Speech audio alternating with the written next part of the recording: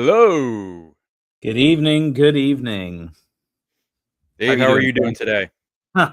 I Thanks. am. I feel like I'm carrying a 5 pound weight, actually, in my stomach. What's that from? I ate what's called the bomb today. I'll tell you more about that in a second. Hello, stream. I see we have Kelly is already saying hola.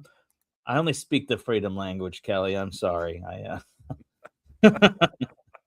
Um, yeah, I ate what's called the bomb today. Have you heard about this? I have not. Okay, so the bomb, I took a picture of it. The bomb is a sandwich that's, I guess, getting popular. It was like such a big thing. It's now even been covered by the New York Times. I heard about it on YouTube. Hmm. Let me read to you what's in the bomb. And if anyone's in the chat there wants to comment on would you eat this, it has ham, turkey, roast beef, pastrami, mortadella, salami, pepperoni, American cheese, provolone cheese, lettuce, tomatoes, onions, mayo, mustard, oil and vinegar, and hot and sweet peppers. Now, I which ate, which meal did you oh, eat this for? yes, Wh- which meal? yes, Yes. No.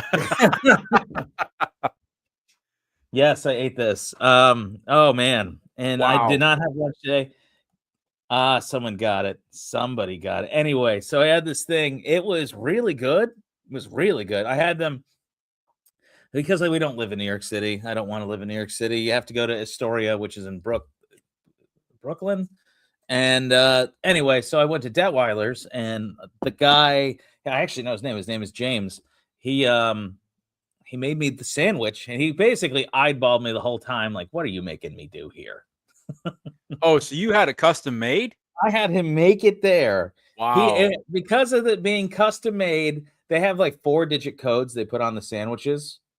He had to write 12 digits on the sandwich to make sure it was charged properly. And this thing, I understand why they call it the bomb because it just sits in your stomach like a bomb. It was good, Wow. but whew. So I didn't have them put the sauces on it because getting it home, it would have been a disgusting mess when I get home. Oh But yeah. yeah, that it was good, but it's a bomb. It's just like sitting in the stomach. I think all my calories are blown for tomorrow now. Probably for the You'd rest of the like it week. though. I think you'd love it. I think you'd be like, yeah, that just sits on you. But it's, I think I should have been like doing something physical all day to eat this thing. But Like running a marathon or something. and this week, I don't know what I did. I pinched something in this shoulder. So like this whole arm has been numb. So I've been Huh. trying to bicycle every day. I try to hit like 6 to 10 miles a day. And because I pinched this, I haven't done anything. So I've just been eating and sitting. Not a good way to lose weight. That's Not a dangerous combination. It is a dangerous yeah, combination. that's a pretty bad way to lose weight. But so that's how I'm feeling. I'm just I feel like a Yeah. billion pounds right now. How about you? Hopefully you don't feel like you have a bomb in your stomach.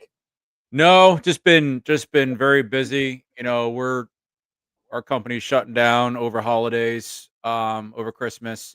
So we're trying to get stuff done, wrap up, tie up loose ends, all that stuff. I think it was last week or the week before, I got a notice for jury duty.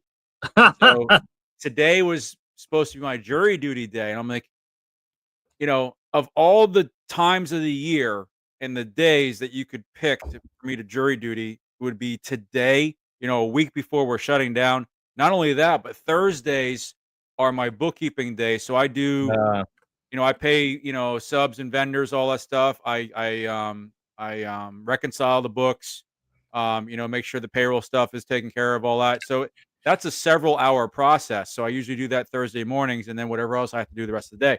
So in my mind, I'm thinking, oh, I'm going to have to rearrange this and I'm going to end up, I thought I might have to, I might be up here on the podcast tonight doing bookkeeping while we're doing the podcast. Friday, tomorrow is already booked up. Well, so Wednesday night, last night, I call. You're supposed to call after 5 to see what's going on, yeah, and I got dismissed. I got excused.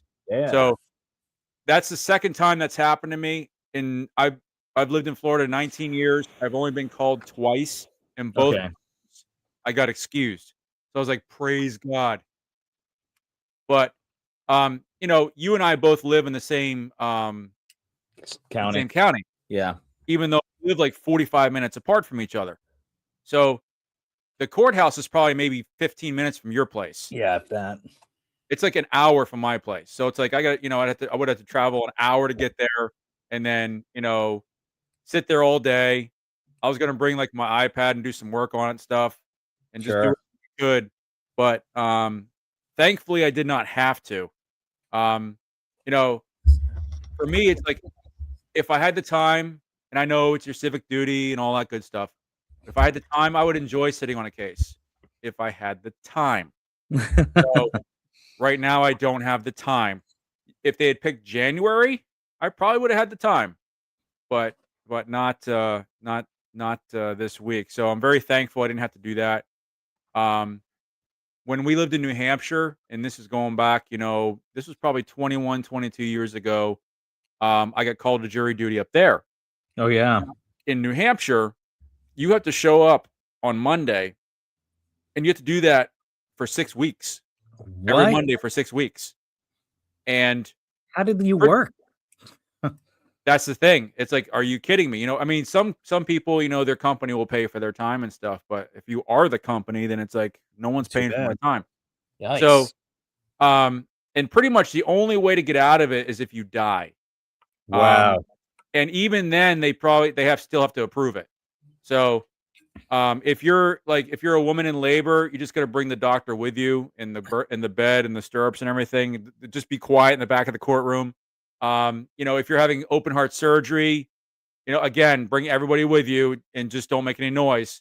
That's pretty much how it is up there. At least it was back then. In fact, we had a guy that was on our, in the pool of jury people, potential jurists, um, who had to stand because he asked the judge for permission because he's like, I'm having really bad back issues right now. Like he was in a lot of pain. And like, Mhm. if I was a judge, I'd be like, you know what, sir, you're dismissed. Okay, go to your doctor. Do what you ever have to do. No, you got to stay in the courtroom. It's like you got to be kidding me. But Wow. that guy, I would have found an excuse not to be there. Whatever. But yeah, it's very very difficult. Now I didn't have to serve on any cases.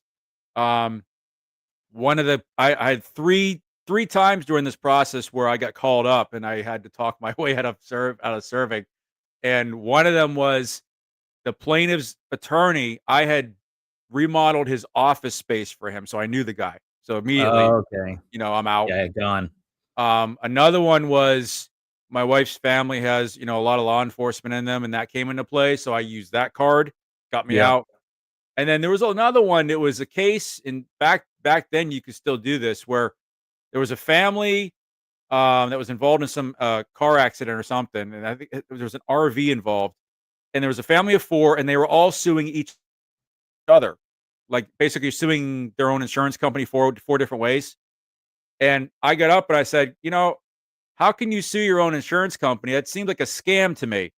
And they're like, dismissed. They don't want, Nice. their team didn't want me. So I remember the judge, looking at me somberly, like, oh, I'm really sorry, but you're not going to be able to sit on this case. And I did my best to look somber back, like I was really disappointed, and try not to smile. But I did, but yeah, that's how it was up there. So I know some people down here who have been like every 3 years. It's like clockwork. They are called. So I haven't had that. Now that I've said that, I probably will. But My let's see. So I went 2 years ago and I was there all day. And what they yeah, were sending people home, I was not one of those people. And then they came in, they said, "Hey everyone, you can go home. Every case that we had today, they've all settled out of court." And so we had just went yeah, home, but I was there the entire day. My wife, who's in the chat, she's using my name. She has been called 3 times and she's been excused. We have young kids, and so one of the acceptable excuses is if you have children under the age of 6. yeah. So I think that they do is they have a system that keeps popping you back up Oh, yeah. because Yeah. you've been excused, you get up there. But yeah, I went in, I was there all day. They had in the courthouse, they had like it could have been one of those old VHS style shows where it's like, this is your civic duty, one of the best parts of being an American. Yeah. Trial by jury. And you're, Yeah. yeah, and you're like, wow, this is old school propaganda that I don't think anyone in this room is buying. No, Well, I'll tell you, Florida seems to be more lenient. Like if you have a reasonable excuse, they'll let yeah. you off. New Hampshire wasn't like that, but I did. We looked through.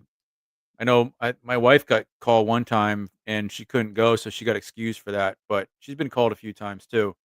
Um, but yeah, I've been called the least amount of times. So Yeah, I know the first person I ever someone's an associate pastor, the first pastor I was at, the lead pastor I was working under, he was called in and he served on a murder case. mm, And he was like, it was the coolest thing ever. I was like, really? Like, I wouldn't want to do anything with that. I He think it would came, be he fun to. loved it. Yeah, I think I'd be. I think I'd. It would be fun to serve on a case, but if I had the time and I didn't have, everything else going on, otherwise I wouldn't be able to, focus very well. So someday if I ever retire, then I probably won't get called at all. So that'll be it. I just gotta volunteer. Like, you know what? I'll be a juror. I'll do it, please. I'll stand out there with a sign, let me in. Pick me. You just need to. So for everyone who's watching who doesn't want a jury duty, if you actually show up, you just need to say, "I take the 10 Commandments literally," and you won't be lying. There are. And I had when I was in New Hampshire, I had a whole list of things. I'm like, I am not serving. So, but you got to, if you just got to be careful how you word it. Because otherwise they know what you're doing. But oh yeah, thankfully, 2 of them right off the bat, I had legitimate excuses, and then that 3rd one I threw in there, and it was legit, but it was kinda like I just spoke my mind, and, "Yeah, that seems like it's a scam. You're suing each other, and you're a family." But, yeah, there mm, are ways to get out of it, so, for yeah. sure. Well, we're do your civic duty, everybody. Yes. I Yes. found out that I am now at the point where I'm old enough that I won't be drafted first in a war, so Mm. that's great. Yeah. Yeah. Finally, I hit that cusp, I don't a couple years ago.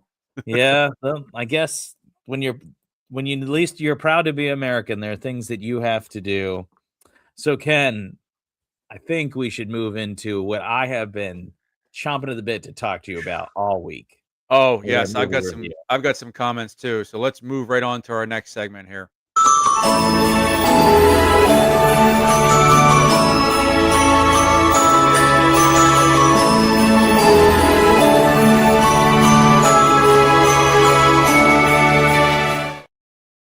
Great. Never gets old. I didn't notice that you did this to my name until a few minutes ago. Now, I don't know if you get what I did to you. Now Kelly got it though. She got it a while ago. This, by the way, is a hint for you, The just so you music? know. Yes, that's a hint for you. That's Oh, after the that first was in year. the okay. I think I know what that is. Yeah, you're gonna be watching the Barbie movie after the first of the year. That's the plan here. Oh, I was thinking something different. Oh, boy. Oh, Great. Can't yeah, wait. the Barbie movie will be one of the things that I'll be having you watch. Okay, so Ken and I watched I'm gonna put it up here. Ken and I watched the Grand Ole Opry Christmas extended cut over the weekend. It's fantastic. It was so cheesy. It was so good because it was so cheesy. I just couldn't stop laughing the entire time. My wife and I had a marvelous late evening watching this ridiculous film. W w Ken, did you have we're the same reaction? I have to think you did. It was like watching a train wreck for sure. Now it's kind of funny because I think this is our third Hallmark movie, and I feel like we've already reviewed this movie for some strange reason. Um, but going into this, I didn't realize this was going to be a science fiction time travel movie. Oh, yeah. So Oh, whoa, whoa, whoa. Let's not get ahead of ourselves yet. no, no, no, but it's so that kind of threw me off. So yeah, I mean, right off the bat, I was like, wow, this is not what I expected at all. I was bracing myself for the country music stuff because, as you know, I'm not a country music fan, whereas you are. Yeah. So, um, so this kind of threw me for a loop, threw me a little off here. So, All right. I don't think it's too much of a spoil point. For those of you who have not seen the Grand Old Opry Christmas, if you are looking for a time travel extravaganza, unexpected Christmas time travel film, this is it. The main plot is that they are in Nashville. They work at or they're around. No, no, excuse me. The woman, her dad was at the Opry. He was a major country star and he stopped. And she's being asked to come and sing on the stage of the Grand Old Opry. And she doesn't want to. And then the guy, he is in love with her. He's been in love with her forever. of course, And of course, this is just like the Bills one we watched. They were in love forever anyway. And, I like country music. Ken, not so much. And so I was expecting this to be a country music thing. And there were just going to be lots of cameos from country stars. And there were. But the kicker is that the main plot point is time travel. yeah, I Time did not travel, expect that at all. Christmas, country music, movie. So, not to really elaborate on exactly what happens, but I mean, they know. I don't know about It's a you, Dave, Hallmark movie. but if I found myself 30 years in the past, or at least that's what I was perceiving. 95, The yeah. yeah, so from 25 back to 95, sounds oddly familiar. Where else do we see that happening? Anyway, um, there's my first thought would not be that I travel back in time. My first thought would be I've lost my mind. Like there's something wrong with me. But yet we don't see that in this movie. It's like they just immediately accept, "Oh, yeah, wow, yeah, I traveled back in time." You know? It would take a lot to convince me that I'd actually traveled back in time. I would just think, I'm probably in a coma somewhere and I'm just having a delusional dream. So, but not the case here. Um, So, Ken, were you in your I early just 20s or a teenager in 95? 95, I was 20. 20? Was I 20? 19, 20. Yeah, I was 20, I think. Somewhere around there. I was 20. Because I was married in 96 and I was 21. So, yeah, I was 20. That was a long time Wow. ago. So these they would have been they are obviously your cohort, they're your generational cohort, the two main cast members. So imagine, if you will, you sat down in your office chair and boom, it's 1995. Well, I've seen we've all seen the movies where this kind of concept happens, but then you're led to believe, oh, it was all in their head, and then there's like a clue at the end, like, oh, there's something they brought back with them. Wait a minute, was this real or not? Right? In this Yeah. one, it's shown clearly that no, they did go back in time. They No, they literally went back in time. they disappeared from 25 and popped into existence in 95. And the thing about that was when this happened, nobody else said anything. Like they popped Yeah. into existence around other people and disappeared around other people, and nobody said a word. Okay, so let me ask you this. This was what was crazy about the time travel thing. Time travel in movies is usually not very good.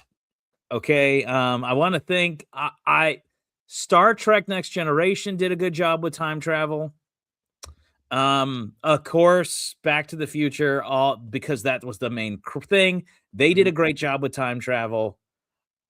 You could say Endgame did a good job with time travel with the Avengers, Yeah. but generally time travel is a really tough road to hoe. And Yeah. like they went back in time somehow for like the week or so that they were in 95, time moved forward at the same time space in 2025, I noticed that too. which And the other thing I noticed is that doesn't make any sense. when he let's see, he came back first, and then he was waiting for her to show up. It's like, and she was stuck in the past. Like, wait a minute, when she, what does that matter? Because if she had come forward, she would have come at the same time he had. Because Yeah. but that didn't Well, happen. that's what's crazy is if you were to somehow time travel, what you're going into the past. Why would time move forward in the future? Right. That Like doesn't make it, any sense. I mean, maybe there are. So here's the thing: because it's not real, I guess the rules depend on the writer. But it doesn't make sense to me because time isn't. You're not. Why would time continually be moving forward at two different points in existence? Yeah. So is that assuming, like, if you and I were to time travel 20 years ago and then time travel 40 years ago, would each moment, each and every moment and throughout eternity, are they all experiencing time at the same time? Well, the other problem is Which this: if you were to time travel, um, most likely wherever you go, you would die immediately because you'd be in outer space because the Earth would not be there I at that mean, that's particular true. time. Well, I mean, So I don't they so both would have died. I don't know because if they time so if you and I were to time travel back to today, December 11th in 1995. Number one, I'd be 2 stories up in the air. Number two, I'm in a 100-year-old building. I think I'd be fine. You might be in a field, Yeah, I would be in a right? field. Because Actually, I might be in the middle of a forest at that point. yeah, because that's where it would be. The Earth would still be in the same position where it is orbitationally. You wouldn't be like popping in the middle of, Well, think about it though. If the Milky Way is also turning, then no, it would not be in the same place. Oh yeah, you might be light years away. That's assuming if you move exactly the thing. Another thing is if matter can neither be created nor destroyed, if you were to add, say, 200 pounds of you and 200 pounds of I'm not 200 pounds, but still, you move like say 200 pounds of something from the past, from the future to the past, you've added 200 pounds of matter. And you can't do that because that's creating it. Yeah, I Um, guess they get away. They probably say, "Well, you're removing it from here and putting it over here." But And again, it assumes, I guess, that space is all happening at one time, yeah, which is just weird. Or another thing is, did you notice that the gentleman's phone worked the entire time and didn't die? Like his phone was alive for like 3 days. maybe he brought his charger. Well, I and his mean, it probably wouldn't have worked anyway because it would well, be like the software wouldn't be compatible in the past, probably. no, I think that, well, the phone wouldn't know because the phone would probably think, oh, I'm not in connection with a tower. It wouldn't work as Maybe, a phone. It would work as like a tablet. It'd work as a camera. Uh, maybe. yeah, Yeah, but it would but it wouldn't have an internet connection no, the internet. Well, there's no such thing as Wi-Fi. Well, no, there's no such thing as Wi-Fi in 95. because phones are digital now, and they weren't digital back then. I don't remember when it changed, but Yeah, you just wouldn't have service. You just have a yeah, computer in your pocket. You have the yeah, most powerful computer on earth in your pocket, but you'd yeah, have it in your pocket. It would just be a camera, a calculator. If you had music downloaded on it, it would play music, and if you had books or movies on it, it'd just be like it'd be what they dreamed these would be back in the day. Speaking of a computer in your pocket, do you remember in Next Generation they used to switch tablets between each other when they needed it? So they'd give Picard like 6 of these tablets, and he'd use the digital tablets. And yeah, I yeah. don't know. Anyway, I was thinking about that. Like, but yeah, so his phone completely useless. Even if he didn't bring a charger, it's not hard to believe he could have figured out how to get a charge back on it. because you could just finagle that around. But yeah, the phone didn't work. I almost fell over at the 1995 clothing changing montage. Do you remember that part? There was a Um, scene where they're trying on, incredibly bright 90s clothing, and they're just yeah, have like a montage of them putting on clothes. I just was laughing so hard on how cheesy that was. yeah. Um, I'm gonna spoil the film for you guys. They did fall in love. Um, You just spoiled it. yeah, I'm sorry. Okay, what is your thought process on if you went back in time and you saw yourself, what would happen, you think? The universe would explode. You think Um, so? I don't know. Doc Brown seemed to think so, although he said it might be just localized to our galaxy. So, Only localized to our um, galaxy. see, I was waiting to see how they were gonna handle the whole, linear time stuff, like, if she affected the past and changed it, and reality is she didn't, so I'm like, "Okay, that works," because if she had, it creates a paradox, you know? Of course, with Back to the Future, they just call it an alternate timeline, it just creates an alternate timeline. Um, so that didn't happen, I'll say that much. Um, so as far as that goes, they kinda handled it okay, but I was waiting, to see if they would break those rules too, but they The way I understood it is she went back in time, helped her father decide to do what he was going to do, and so that was always what was gonna happen. Right, right. So she Yeah. didn't change time, she actually No. did what happened in her life. She just didn't know that it was her that convinced her father to make the Yeah, decision. she was part of the yeah, she it was because she went back in time, it's like it all, A goes to B, goes to C, goes to A, it all happened the way it was supposed to happen, And so her because dad's she went back guitar in that time. disappears only disappeared because he gave it to her. Yeah, and that was clever. I'll Yeah, say that was clever. So, um, so and there's that, but yeah, I don't know because the one character, I won't spoil, the one character does meet their past self. The guy does. The guy meets his past self. Um, and I don't know. I would you be able to convince so if you went back in time, do you think you can convince your younger self that you're you? Do you think you could do that? no, You no. can say, "Hey, believe it or not, I'm you from 30 years from now." I don't think I'd believe it any All more right, than it Ken. if my older self in the future comes back and tells me, I wouldn't believe it. All right, Ken, you need to think of like a password that only you know in your brain. And then if you meet you from the future, you have to say, "What is the password?" And See if what he knows it, boom, that's you. Time travel proven. You should see if he knew what the next week's lottery scores were. Who's I going to win would the Super just Bowl? I would just think I was in a delusional state of mind. So, You would I'd be be like waiting. the word, like the password's banana hippopotamus condor. He has to say it that way. And if he doesn't say that, he's not a real time traveler. Get out of my house. I would think I'm lying in a hospital bed somewhere in a mental institution, and I was gonna wake up any second. That's what would happen. like I sp because if that password's in my head, I would think that's where it came from, yeah. and I'm just imagining this. So, yeah, It'd be like if David from the future came back to me right now and came on in and said, "I'm you. I need to tell you something. I just want to say hi." I'd be like, "What's the password?" Like, here, there's something, and I can't share with Elena because maybe she'll have told somebody. Maybe I should share with her because what if it's her who comes back in time? What if it was your wife from the future who came back in time? I would still think I was in a mental institution, hallucinating the whole thing. Hallucinate. Ay, ay, ay. This But these time guys didn't think that. They just immediately accepted that they had gone back in time. we're back in time anyway. Let's have a good time. He like they stay in this person's house. He hawks his watch. Like, wouldn't they notice that this watch wouldn't it have like some marker on it?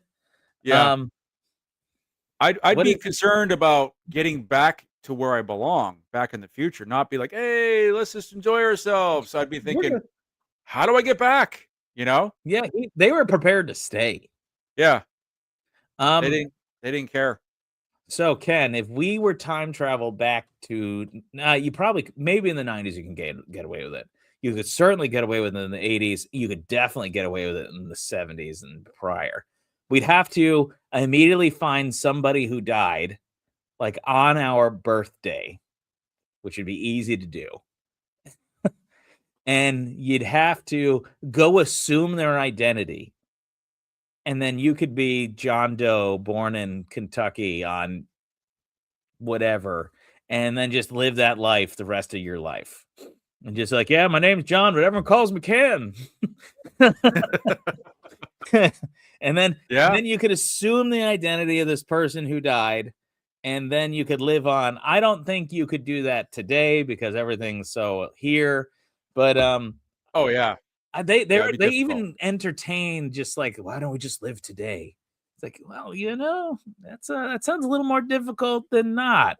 Yeah, um, yeah, I'm just trying to think what would sure. happen. 95. So I would have been 8. Yeah, I was Um, what's going on in 95? boy. Bill I Clinton's the was president. Yeah, I was Uh, living on my own. I had an apartment, um, I'm trying to was think. dating my wife and, Um, working a lot. Trying to think what else was going on at the time. It's hard to remember. I probably had chicken pox that year. If I was 8, I would have been in first, second grade. So yeah, there's that. Um, yeah, not much going on. The 90s were TV was pretty good back then, though. TV was Oh, really good back then. the malls were pretty good too. Yeah, that was Everybody really was at the malls. So, yeah. I'm trying to think what else was going on. 95, so even the Olympics was the year before, and that was in LA, right? 94. I don't Um, yeah, I don't know. I don't know what you do. Like, where would you go? I guess you just go get a job, and you just get a job by the cut of your jib, right? Like, oh, you look like a good guy. You could be a police officer. You don't need. Yeah, yeah. Less um, inflation, yeah, I guess, but less pay too. less pay, less inflation. I guess everything closes at 7 or 8 o'clock at night. Not a lot's open during the weekend on Sunday. That sounds actually better too. I'm convincing myself. Yeah, You know what? You could basically eat for nearly nothing every night of the week because you just like hop from like Elks Club to church dinner, and you'd yeah. spend like $2 and be able to eat like a king every day if you just time it right. So I don't see those anymore. McDonald's Uh, McDonald's dollar menu was actually a dollar menu back then. yeah, and you probably get more than just a sandwich. Yeah. Oh, Probably yeah. hitchhike across America. You and I would have to figure out something to do with our clothes and our hair, because our hair and our clothes would be totally wrong. Um, you know, My hair would definitely be wrong. you know, 95, if we both made our way down to Florida, knowing what we know, we could just go buy the land that we Oh, yeah. I'd be buying tracts of land. it just work real hard and just go buy land down here. Just sit on it. Oh, Um, yeah. Because buy back Apple then, the stock. taxes were nothing on land. Nothing on land. Like Like, 25 bucks a year. oh, you know what though? There was the semi-automatic rifle ban. That was a thing in the 90s. So you Mm, couldn't get cool guns. Um, yeah. Trying to think what else is going crazy. on. There's a book. You don't read it. But if you get a chance, you could listen to it on like Audible or something. It's like 11/22/63, where it's a story about it's written by Stephen King. You know, our neighbor Stephen King, who lives like right between the two of us. Mhm. It is about a guy who lives in Maine, because of course, um, who is a school teacher who knows a person who owns a diner in town, and the diner is famous because it has like 20 cents burgers in 2018. Huh. And people are like, how does he have his food so cheap? He must be serving cat or something.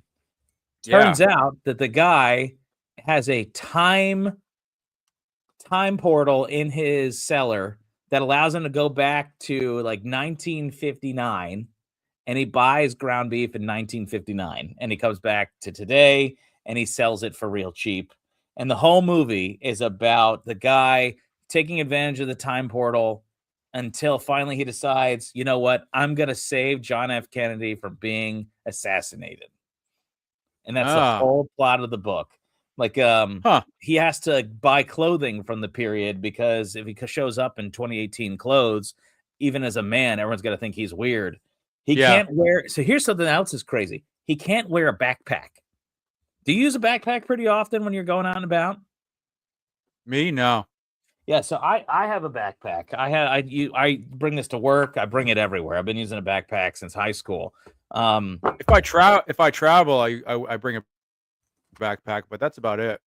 But back then, the only people who wore backpacks were Boy Scouts and military. Huh.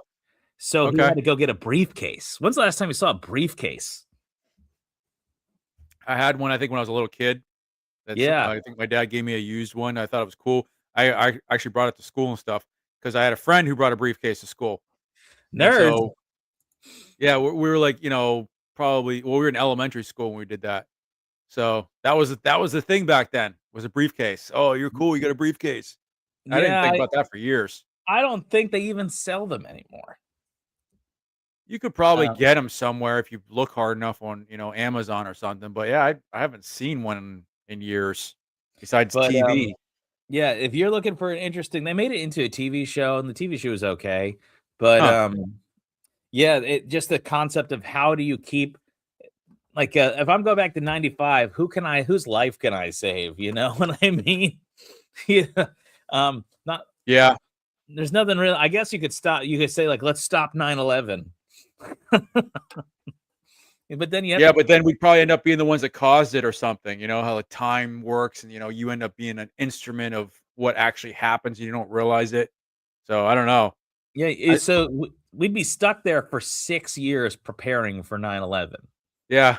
And you'd have to remember everything because all you have is your brain. Yeah. Yeah. I don't know what Yeah, you for do. sure. Yeah, that was the whole plot of that book. I would say if you're looking for a cheesy, excellent but cheesy time, I thought was funny. I enjoyed the country music. Did you notice that they weren't singing? They were just mouth lip syncing, the two guys, the whole time. Oh, yeah. Yeah. That's to be I laughed expected, when though. because I laughed because it was Brad Paisley who did the music. Yeah. And I like Brad Paisley, but oh man, he's gotten old. But Yeah, he was looking old for sure. they it was hilarious, and just like the one we watched, also the football one, the Bills holiday special one, they kept having cameos of country stars. They're like a billion years old, just like how they had Bills players. No one Yeah. like you would really, you'd have to really be in the country to know who. Like, oh man, that's this person. I So figured that's who they were, but I'm like, I have no idea who those people are, but they were obviously, I could tell that they were famous people. I just didn't know who they were. if you know, kind of thing. Yeah. Yeah. So for me in my house, my wife and I just laughed the entire time. It was that cheesy. She loves it. She's like, because she's an author and she writes books like this, she's like, man, this is just free material for me. I I actually enjoyed it twice because when Ken and I are watching it, sometimes we'll send videos to each other, sometimes we'll just text one another. Ken this time was sending me videos and I fell off the floor the first video you sent me. Just I literally laughed so hard that I fell off the couch. My wife just she couldn't stop crying with the first video you sent me. Definitely that might have made watching it even more worth it than anything else. I'm glad I could be of help. So Yeah. then go ahead. No, I mean, props. It was a clean movie. Oh yeah. It's something that anybody could watch. It's the same recycled story, but definitely I had fun waiting for the the technical problems as far as we talked about the time travel stuff and everything, and all the things that were goofy about it.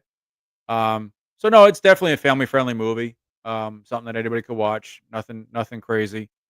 And I'll give Hallmark props for that. They put out clean stuff. Yeah, they do. Um, Definitely, I'm not a country music fan, but I thought everything was done tastefully, and I can't, other than it wasn't my style, and they were way off on the time travel stuff. But other than that, it's a good movie for those who like that sort of movie. Yeah, so the thing with so I okay, let me give you my theory, my new theory on how they do Hallmark movies. We know they're gonna get together. We know that. That's a given, right? Mhm. They're gonna fall in love. Yep. I think that they either have a wheel that they spin or they have a collection of hats. And what they do is they put into the hats just like location, plot device, and like the job of the lady. So Oh, yeah. location, small town, New Hampshire, and then Ken does this. Oh, yeah. Location, beach town, Florida. Location, Nashville. Ooh, okay, okay. What are they doing in Nashville? Mhm. Country music. That makes sense. That makes sense. And like, okay, what's the plot device? Thing? You know, time Yeah. travel is like the one. There's only one slip of time travel, and there's like 15 slips about doctor or big town, small town attorney or something like that. Now And they just could use AI. They could use AI to decide for them. yeah, but So, AI's got to be fixed. It's not. It's got to be as random as the hat. Just the hat yeah. goes like this, and somebody when they weren't watching slipped time travel into the hat, and so they could have picked the myriad of she's a lawyer, she's a doctor, she's an accountant, and instead the plot point they went to the bottom, and boom, time travel country star daughter, Yep. That sounds and about right. That sounds and about right. that's how they do it. I think that's how they do it. Now they didn't realize they had people like you and me who have watched our fair share of sci-fi. And That's the problem. Just if you know anything about what they're trying to do, then you can punch it full of holes, which is what we've yeah, done. you and I have developed tastes and opinions about time travel. Mhm. Yep. And so when as soon as I because I was right with you, I said she's dreaming. This isn't real time travel. She's got to be asleep right now. Yeah. And when it was time travel, like the legit time travel, I it was hilarious. It was absolutely Yeah. hilarious. Um And nobody else cared. Like, and "Oh, it just popped into existence. Oh, well, keep going." and No big they deal. popped into the one scene where they popped into existence on live, I think live TV. Yeah. Just imagine empty Y seat, full seat. yeah, and the There guy you are. popped into existence right next to a woman. Like, she And didn't notice, like, she "Oh, there's wasn't somebody startled. there now," you know? Oh, where did you come from? Yeah. Oh, Uh, well, maybe it happens all the time. Maybe that's why. They're just used to it. well, they did say that there was Opry magic and with a dose of Christmas magic. That probably explains it then. It happens all the time. We When just saw it's one story. magic-based time travel, the rules are different. That's gotta Mhm. be the answer. When it's I science agree. time travel, Ken and I are like, "Hold on." But when it's Yeah. magic time travel, I guess, the rules are just out the thing. I will say I did not see the Hallmark card, but I did see the ornaments. I did not notice who was supposed to be Santa Claus because I think he's supposed to be in every single movie. He's just either an active I character didn't or see that something in e the yeah, I background. didn't notice Santa Claus in this one. I didn't notice So Santa Claus. if he was there, he must have been a background character. Because Oh, somebody, from what I gather, and our people in the comments should let us know. I think Santa's supposed to be in every single Hallmark movie, but he's either supposed to be an active character or in disguise or in the background. I didn't pick up on him. um, I which was too if distracted with the time travel to notice. the time travel So, thing, the time travel thing was so good, and by so good, I mean so bad. I I just if you guys can't pick up on it yet, when something is so bad it becomes good again. It's like when something's so ugly it's cute. You ever run into that? Like, wow, that is one ugly dog. It's actually a really cute dog. It's a you love the dog that's just ugly. It just Yeah. got past the point of being too ugly to be like, you just need to be loved. Well, it's like there's some cars that are so ugly they're cool. Yeah. It's kind of like that. Of course, there's some cars that are so ugly that they just should go away. But some of them they're so ugly they're cool. So Yeah, like the Pontiac Aztec does not get better. It just gets worse when you look at it for a while. yeah, that should Um, never have existed. I'm trying to think what's That's another one. Go back in time and make sure that never gets made. That would be my Somebody mission. some by decision by committee. What's another thing like that? Yeah, there's just some things that are like, wow, that's so terrible. It's actually kind of neat. Yeah. Definitely Hallmark movies are just there. I don't know. I don't think I was hoping I would come out of this more in your position, but I think it's just hilarious that I'm like, you know what? These are so bad. I love them. Like, it's just so bad. I love them. And it's funny. I think both of our wives appreciate watching these films with them.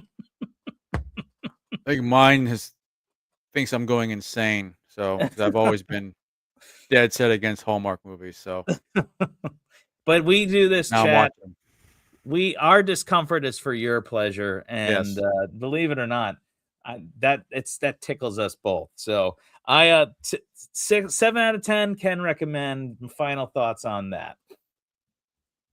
You have a 7 out of 10? Maybe even an 8. So okay, so you let's real quick. Where does this rate so far out of the 3 that we've watched? I honestly, this was more hilarious for me to watch than the other ones because of the time travel stuff. So it ranks the highest on that as far as being entertaining for me. It ranks the highest out of the 3. I'm And gonna put this one in 2 after the football one. okay. I did Um, for this one I was able to follow better than the other 2 as well. Like it was just the football one I couldn't follow. And then the other one I saw with the military one, I could follow that one better, but this one I could follow the best. So, and the time travel stuff was just hilarious. the time travel stuff was really hilarious. Now next week, just so y'all know, we're going to be watching Christmas in a Cat Cafe, which is Oh, yeah. the whole bit of, let's see if I can find it here. The whole bit is that she is good.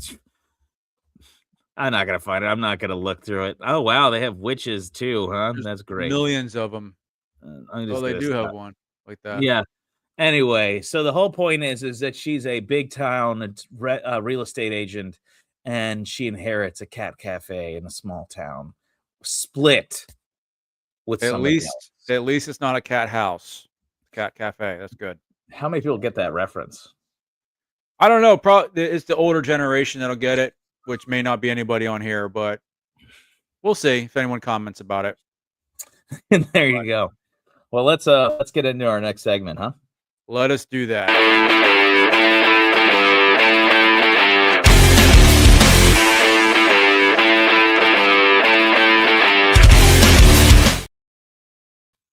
Yes, sir. Okay, so Take it away. Ken, you might have noticed our background. It's very festive. Very hallmarky. Yeah, that's fitting.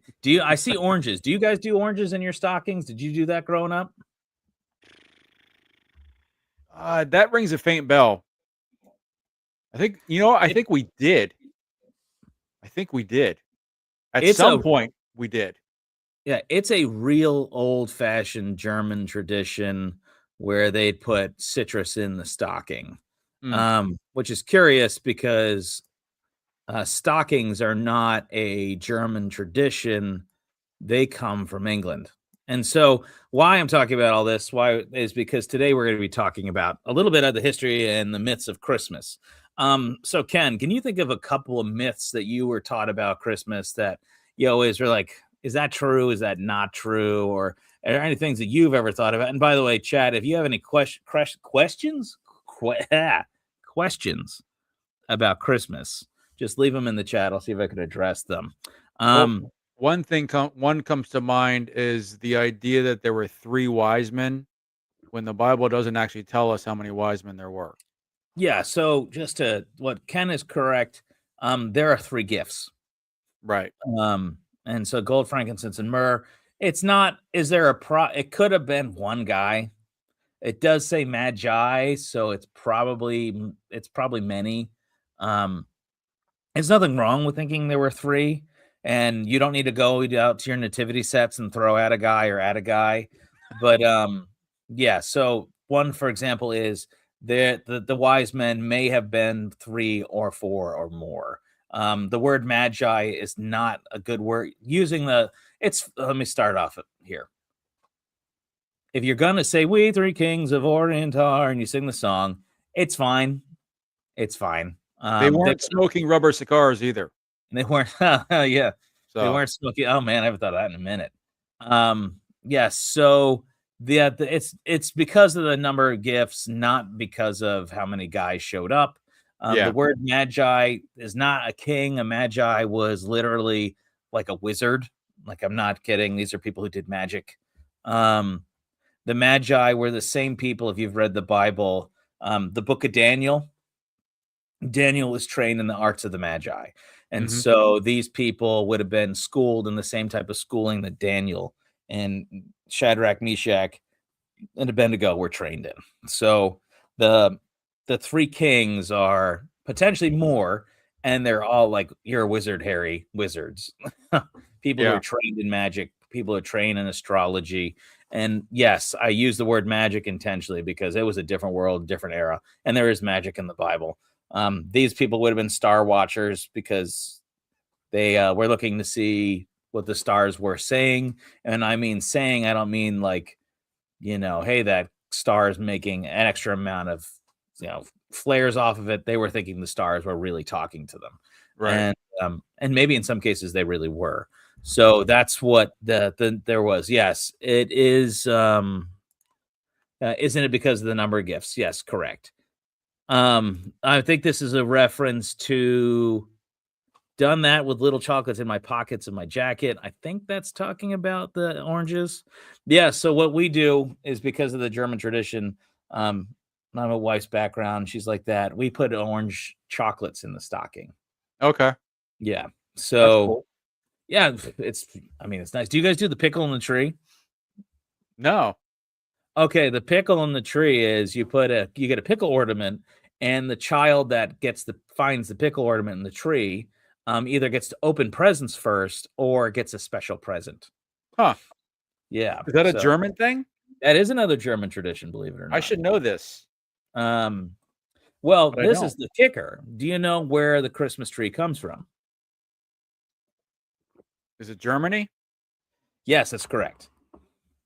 So people will say that the Christmas tree is a pagan worship instrument. Mhm. Um, which is bogus because who invented trees? Well, God did. God. Pagans can use what God has made, but God still made every single tree that exists.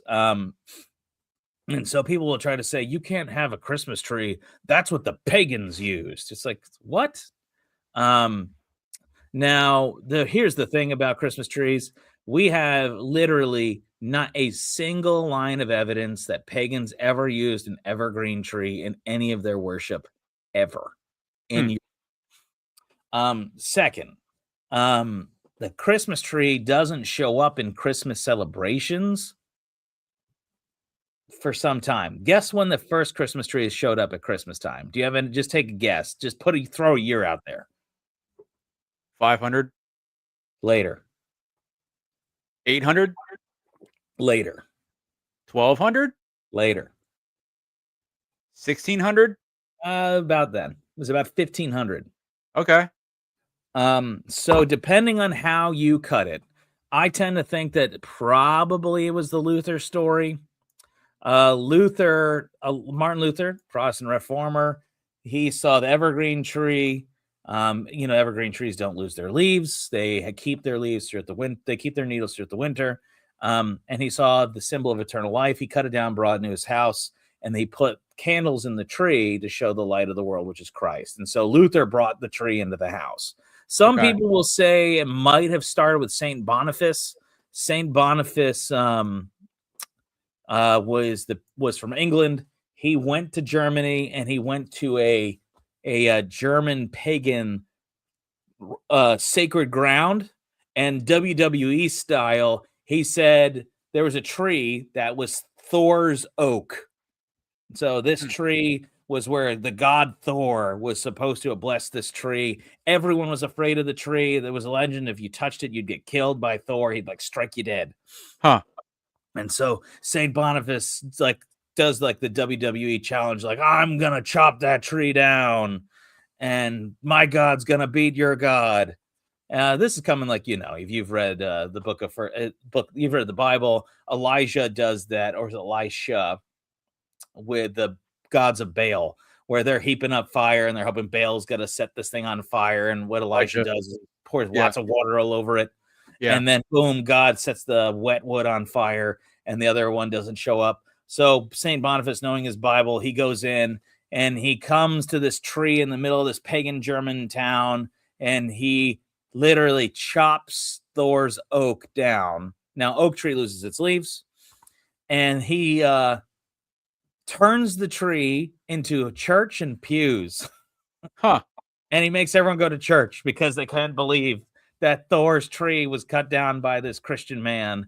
Huh. And then he uses the evergreen to show like that tree loses its leaves, but in Christ, like that tree, you never will. And so there's a rumor that's where it might have shown up, but it was probably Martin Luther, who in the late medieval era, so we're talking like after 1517, Luther brings a tree into his house. Luther has like a bevy of kids. I think he had like 8, 9 kids, maybe as few as 5 kids. Huh. And they start using it and they bring it in. And the Christmas tree is not used in English-speaking countries until the 1800s. Wow. So even in America, you'd have only in German settlements would they use Christmas trees. And like in my ancestors, because they were like all Anglo, all British people did not allow Christmas trees in their house until Queen Victoria did in like the 1860s. I didn't realize it was that late. Yeah. And so like even in Italy, they didn't have Christmas trees in like the Vatican or in Catholic churches until like almost the 20th century. Huh. Wow. It is that new. And so a Christmas tree is really a modern thing. So the Christmas tree, it's fine. If you want to have a Christmas tree, it's not mandatory for you to have a Christmas tree, but you can choose to have it or not. So it's a traditional thing. It's not like a biblical thing that you have to have. It's a tradition, which fits right into. I think, and this is the thing, we have to explain why we do what we do. Yeah. Like why an evergreen tree? Well, an evergreen tree never loses its leaves. Why? Well, in the same way it has eternal life, it's always green. In the same way, you also can have eternal life, or it's undying, or the lights around the tree represent that God is the Father of light, so that Christ is the light of the world. Right. So you could connect those things. Some families do the star on the tree. Some families do the the angel on the tree. I saw somebody who had a Die Hard guy on top of the tree, John McClane. Like that's not a Christian symbol, guys. Not yet, anyway. We'll get there. Not yet. Someday it'll probably be. Hey, you know what? God said to go and what is that? We're to guard, tend, and expand. One day every knee shall bow, and so even that will be considered a Christian icon at one point. But anyway, so some people, if you have a star, like, look, the wise men followed the star, and so follow the star to Christ. Or there's an angel, angels declare. You need to connect these symbols to their meaning, otherwise they're just buried in the schlack, in the garbage, in the materialism. Now, some people will say, and I don't know if you've heard this one, Ken. Well, you can have a tree in your house because what it says in Jeremiah. It says this, Jeremiah 10, 1-5, and this is in the English Standard Version. Hear the words of the Lord God speaks to you, O house of Israel. Thus says the Lord, learn not the way of the nations, nor be dismayed at the signs of the heavens, because the nations are dismayed at them. For the customs of the peoples are vanity. A tree from a forest is cut down and worked with an axe by hands of a craftsman. They decorate it with silver and gold, and they fasten it with hammer and nails, so they cannot move. Does that sound familiar? Yeah, So but that's you probably referring to what, a pagan practice or something? Yes. So people would be here. You're a new Christian. Someone would say, look, they cut down a tree and they put silver and gold on it. What are you doing out of your Christmas season? And some Christians will be like, should we have a Christmas tree in our house? Hmm. Like, it's like, yeah, but you got to keep this verse in context, y'all. Yeah. What they're talking about is somebody who is making a god at a part of the tree. Like they're making an idol. Yeah. And they'll fix silver and gold to that idol. If you're going in to worship your Christmas tree, like this is the best thing, this is my God, then yeah, you should get rid of it. But that's not meaning you can't have a Christmas tree in your house or that Right. somebody else can't have it. Right. I listened to a sermon Q&A today or yesterday by John MacArthur, where this one guy was saying that, and it's funny the way John handled it. He's like saying, brother, it's fine if you do or you don't, but everything that you said otherwise, I completely agree with. Talking about like we need to keep away from idolatry and we need to watch out for this. He's like, yeah, you're right, but it really doesn't matter if you have a Christmas tree or not. Yeah. What I love, and so by the way, if you want to know why people have both stockings and Christmas trees, the British and English speaking people, so I think my ancestors, they always would hang stockings up to get their gifts. And so Anglos put stockings in their houses, Germans put trees in their houses, and then in America, when they both settled this continent, Now we do sometimes both. now we do both because he or she was of the other ethnic group, and like he thought she was cute, and she brings stockings and he brings trees, and guess what? They both went up in the house. And because Huh. of intermarriage and because of proximity of colonial settlements, that's where that comes from. Okay. So that's why Americans are the ones who first had both trees and stockings. And then that goes back across the Atlantic. And that's why you'll see everyone over there doing trees and stockings. Because trees came out of Germany and stockings came out of Britain. And I saw Okay. someone in the brand said there, I know the Dutch put gifts in the shoes. You don't see that really in the US anymore. Huh. But yeah, that's where those Christmas traditions come from. What's another one? Okay, so it's what time? It's 10 o'clock. I think we could talk about Santa Claus safely. There's not going to be any little ones Yeah, we watching should real be good. quick. Okay, so here's the thing about Santa Claus.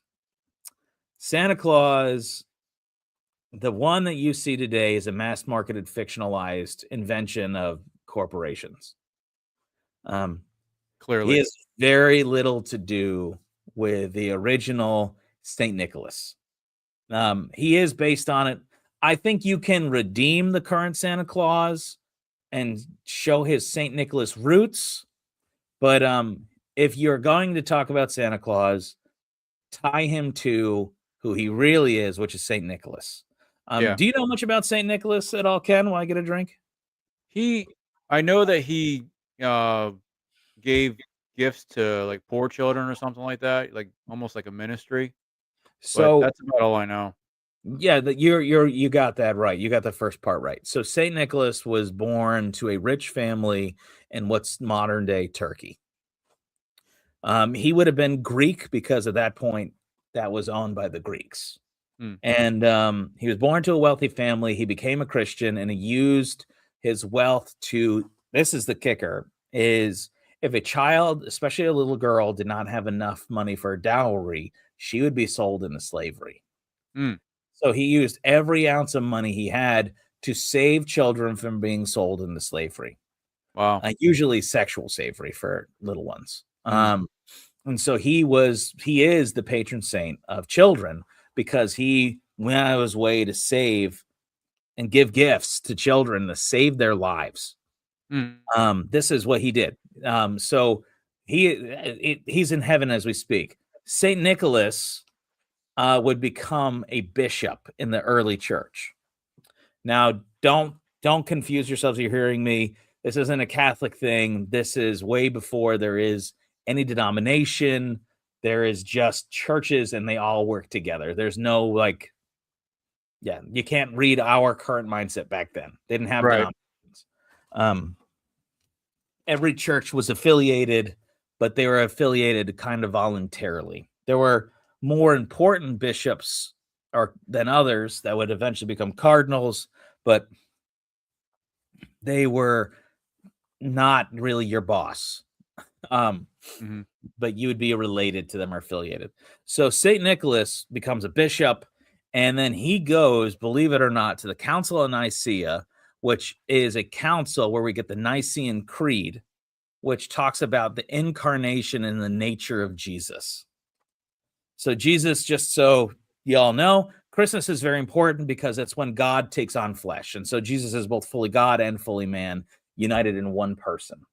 He is one person, two essences. And so he's the essence of man, the essence of God, united in Jesus. Now you'll notice I'm not doing this with my hands. I'm doing this with my hands because it's not mixed. It's united.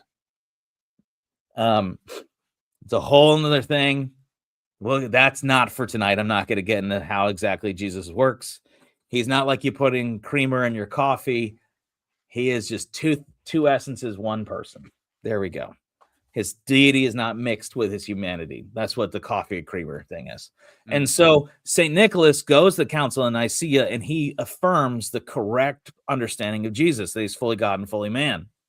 And so what's the interesting story is, at the same council, there is a heretic named Arius.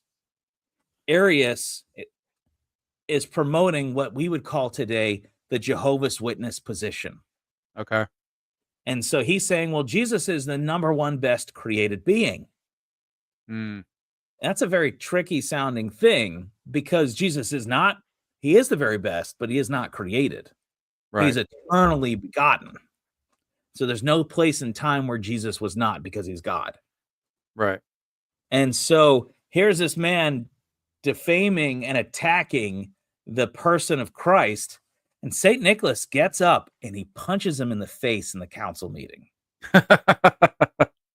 And he does this with Emperor Constantine, the most powerful man on planet Earth, sitting right over there. Huh.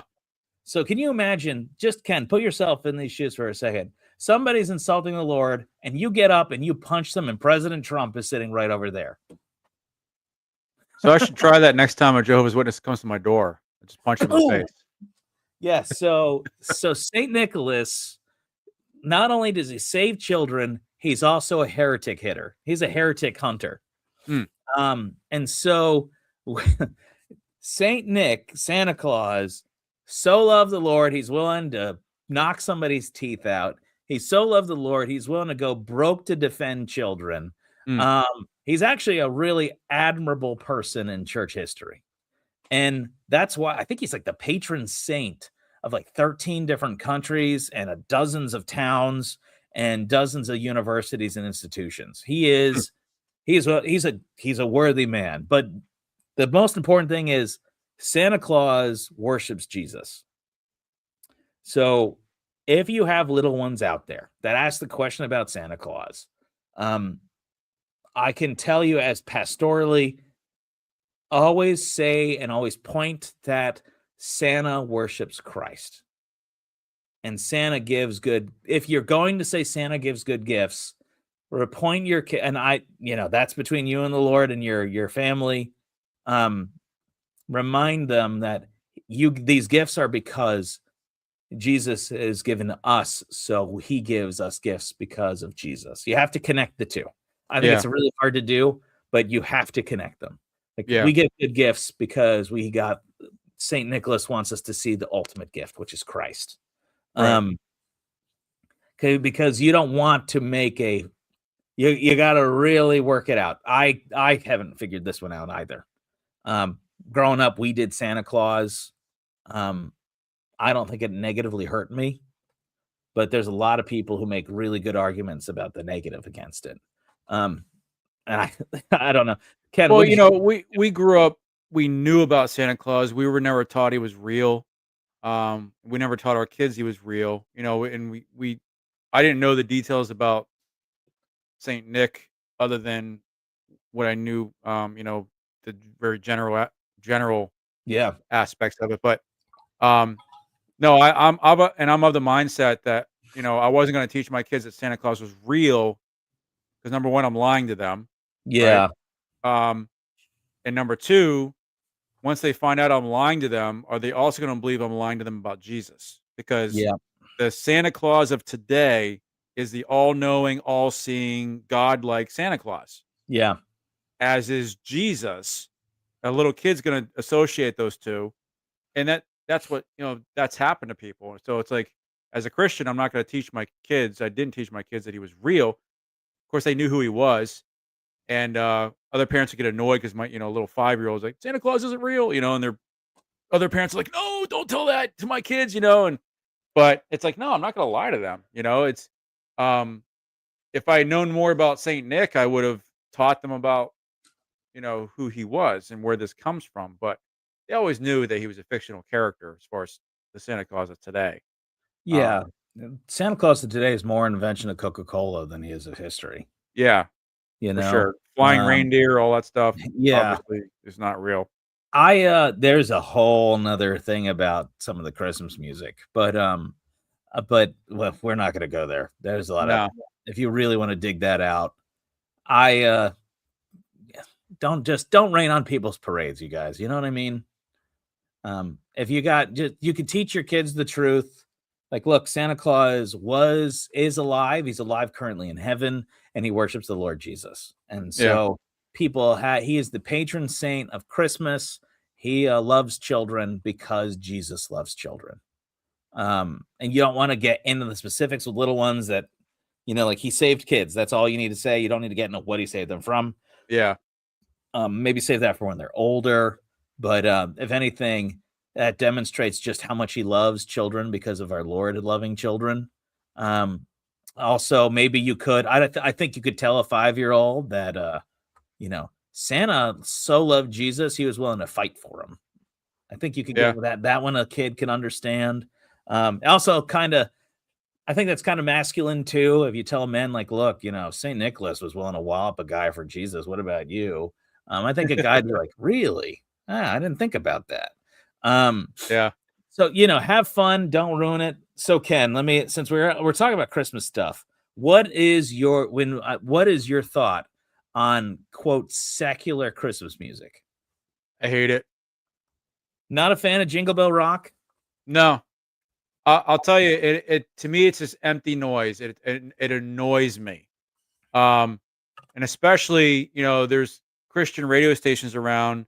They'll Yeah, play an entire month of December of Christmas music, and like 90% of it is just the secular junk. It's yeah. like, and then you get the one song. It's like, oh, that's an actual Christmas song. I just think, the real Christmas songs that talk about Jesus, that's what speaks to me. It's not the other stuff is just junk. It's just empty noise. I'm not a big music person anymore. I've really gotten away to listening to music overall. So if I'm going to listen to music, it's got to be a purpose behind it. I And I, I can follow that. that's me. Yeah. That's me. But yeah, I'm just not a big I'm not a big Christmas song fan because of that. If it you know, Silent Night or any of these songs. There's a song, I think, who's it? I think Casting Crowns does it. I can't think of the name of it. It's amazing though. I love it. It's a Christmas song. I don't hear it nearly enough. Um, I can't remember what it's called, but anyway, it's a fantastic song and it talks about Jesus, and it's done very well. So there's a handful of Christmas songs that I love, and then you have all the other stuff that I just and the worst one of all, the worst one of the worst ones of all is the Mariah Carey one. I hate that Oh, I song. thought okay. I was gonna say it's Oh, I hate Frosty. that song. I don't like Frosty, and I don't really care for Rudolph. Yeah, that's in the Mariah Carey song, we heard that at, well, we hear it a lot, but we went up to UTC Mall and they had, there was a group that was singing Christmas songs. It was pretty cool. We stayed for a while. And then they went and sang the Mariah Carey song. I'm like, "All right, it's time to go." We just left. I'm like, "I'm out of here. I can't stand it. Can't stand it." I So, think I read somewhere she makes like $7 million every Christmas or something like that. It's something big number. Um, so I I I'm very selective. Like Jingle Bell Rock, that's great.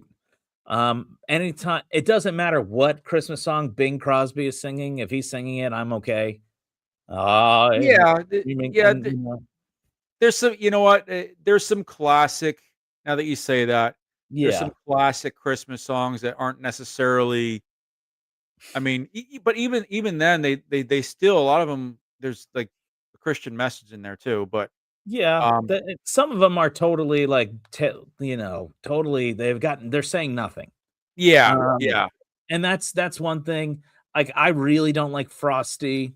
I really don't like Rudolph. I think that they're trying to push an alternative, spirituality at their core. yeah. Um, I'm Dreaming of a White Christmas is fine. Like I said, if Bing Crosby or Michael Bublé is singing it, I'm there, or Frank Sinatra. Um, I Pentatonics does a Drummer Boy that I love. Yeah. The Mary regular Did Drummer Boy Know, of song I course. hate. What? Yes, Sorry? Mary Did You Know is one of those songs that if you're a little autistic, it's gonna just drive you crazy. Yeah, Um, yeah, I think largely I'm largely fine with all the Christmas music. I'm kind of you and I are a very similar camp. I just wanted to be intentional. yeah. And though I think maybe because I think about this all the time because I'm in the position where people are gonna ask me these questions, and I think largely it's benign, but don't go into it without thinking about it. You know what I mean? Oh yeah, yeah. And like I said, it's like part of it is because of my preference. Um, it's the same, and it goes right along with like secular music overall. I have no interest in because it doesn't do anything. It's Yeah, just, and some of it does the wrong thing. With the message that's being played. Um, a lot of what we talk about Christian music today, quote unquote, a lot of it's empty noise. So I don't care yeah, for that either. It's got to be, has to be intentional, has to be have pointing to Christ. Otherwise, you know, I have no interest in it. Now, I'm not saying you can't listen to some secular music or something that, doesn't have a bad message. I just don't prefer it. So that's where I yeah, am, and you know? that's an issue of taste that I think Yeah, people exactly. yeah, and there's nothing wrong with how everyone having their own, like, taste. Yeah. And that's something that I think a lot of Christians need to learn, like, look, you know, someone likes something and someone doesn't make it a sin. I will Yeah. say that there are things out there that are a sin no matter what. Yeah. Even if you might prefer it, it's a sin if you're involved in it. You know what I Yeah. mean? One of them Um, is country music. That's a sin. I was thinking, like, if you are into reading dirty novels, Yeah. Yeah. like There's that's a sin no matter definitely, what. yeah. And There are, yeah, there's music like that too, oh so it's for like, sure. yeah, you got to Like be careful. that song is just explicit. That Mhm. movie is just explicit. Yeah. If you watch it, you're just in sin. Yeah. If you participate in it, you're just in sin. There are things like that that you can't say, well, that's just your taste. Like, no, no, no. There is. Right.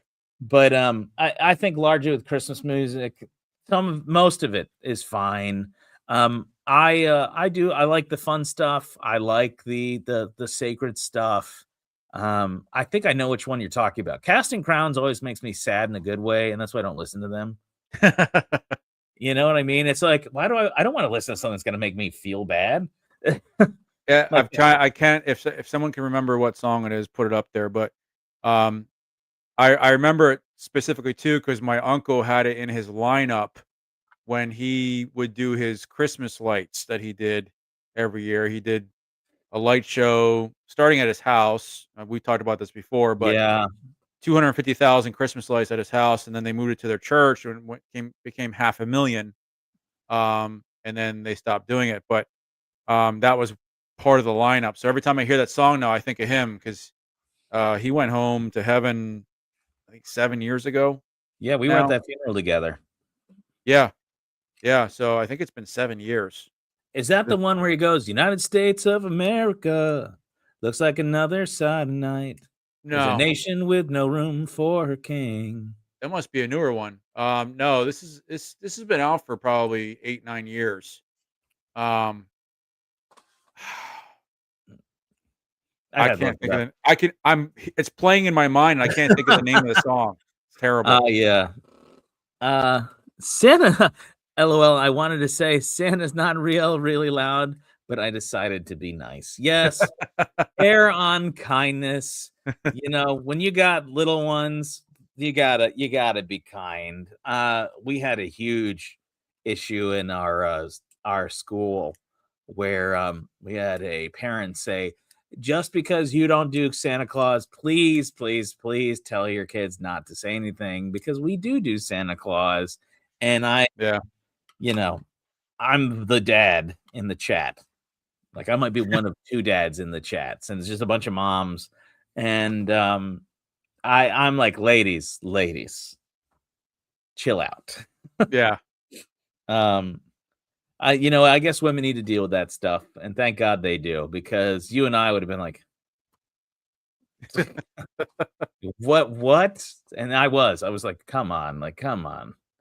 Uh, you know, so one of the things, and we'll wrap up here in a little bit, Ken. One of the things that the chat should understand was a bunch of years ago, Ken and I were just sitting down watching a movie. One of the first few times we started watching movies together. And after we were done, I just picked the whole movie apart right there in front of him. He like later texted me saying, you've ruined movies forever for me. Hmm. Because I'm like, oh yeah, didn't you look at this? This is what's happening in the background. Like, do you know what that means? Do you know what that means? Like, that's communism. There's Marxism right there. That's like sneaking in like ridiculous feminism. And I think I ruined movies forever for you after that. You open up Pandora's box because now I can't unsee those things. Because So, once you allow yourself to what's one of the best and one of the most difficult Christian giftings is the gift of discernment. And you have Ken, so many Christians don't know how to discern anything. yeah. So today my daughter asked the girl at the register, do you love the Lord? And the girl said yes. But 2 minutes beforehand, she said, oh my God, I can't believe that happened. Yeah. And I'm like, so in one breath, she's saying, I love the Lord. And then but the previous breath, she's blaspheming. Right. And that means somewhere along the way, something wasn't thought out and there's no discernment being acting out. Right. And when you watch movies or listen to music or read books, like so much garbage is snuck in all the time. That's why, like you said, I just avoid this music. Like, yeah, it's because music goes around the guards that you have in your mind. And it goes in. There was a song I heard at the beginning of the week by, I won't say the band's name. And I looked them up because I was like, wow, that's really catchy. And I listened to only like 15 seconds of it. It was on Instagram Reel. I listened to the full song and it was dark. Yeah.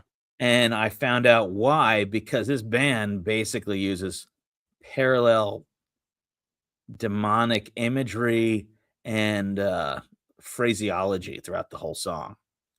And then what did it do? It literally, one of those things that I heard it once and that stuck in my head for 2 days. Yeah. And I had to literally I intentionally listened to big God glorifying music to get it out of my brain. Yeah.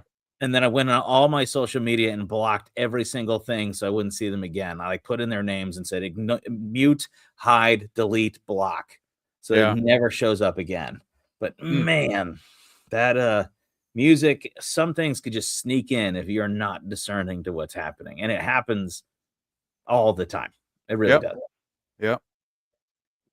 So that song, by Casting Crowns came out in 2008. I Heard the Bells on Christmas Day. That's the one. Old familiar carols pray, sweet Yes. and sound the songs repeat. Yeah, that's an old Love one. that That's song. Love that song. I preached a sermon on that song 2 years ago. Yeah, Oh, 2 years yeah? ago. Because it's a song. Here you go, Ken. That song was written in the middle of the Civil War. Did you know Oh, that? yeah? I didn't know that. So what happened was the man had his, I forget his name. He it was in the middle of the Civil War. It didn't look like one side was going to win or the other. He was in the Union. He was in the North. And his son was very grievously injured in a battle. His wife died in a fire in his house. Mm.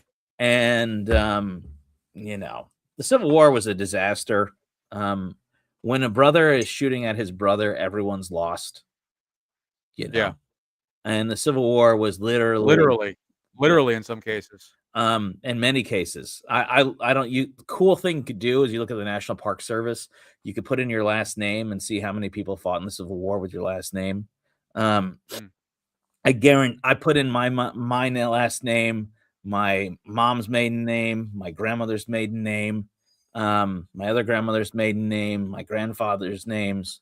And I can tell you every one of them had people fighting on both sides. Wow.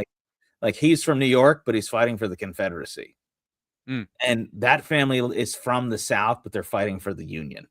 Huh. And anyway, so that song was written during the heyday of the Civil War, where they wasn't sure who was going to win it. People were literally were literally shooting at their brothers and their cousins and their uncles and their dads. And the pity is that, you know, the Civil War was one of the most disastrous wars because it killed nothing but Christian men. Yeah. And Christian men couldn't figure out how to talk to each other, so they just started shooting each other. Yeah. And so that song comes out of that heartbreak. That guy, he and this is for everyone out there. When things get hard, do as he did. He turned to Christ. Yeah. You know, peace on earth. That's what it's about. There is peace in Christ. And guess what? Those two Christian peoples that are fighting, they made peace with one another. That's the miracle of the American Civil War, is it doesn't linger like it does in other nations, because these two Christian peoples said, we need to remember who our God is. And so this season, remember who your God is, y'all. That's a fantastic song. I'll have to, maybe I'll send you a link on that one. Shared that one. Yeah. Nice. Well, I think that's a great place to end tonight. And we'll be back next week, same time, same channel. How's that? We have our Christmas special. We have a thing we're going to be doing on movies. We're going to review the Cat one. We have a couple of Christmas things that we've cooked up, and maybe we'll cook up some more between now and then. And I'll share a little bit more on Christmas myths next week as well. Sounds good. All right. Good night, everybody. Good night, everybody.